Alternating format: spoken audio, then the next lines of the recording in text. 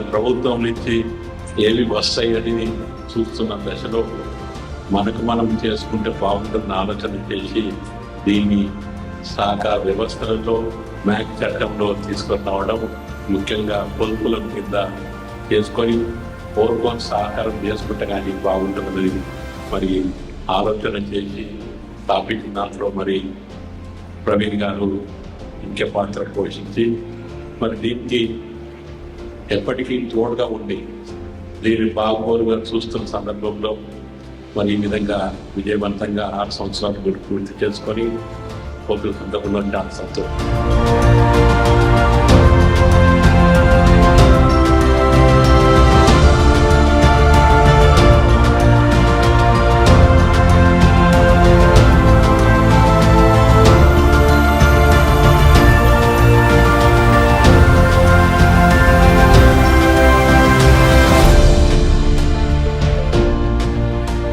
ఈ డబ్బు చాలా క్షేమంగా ఉంది.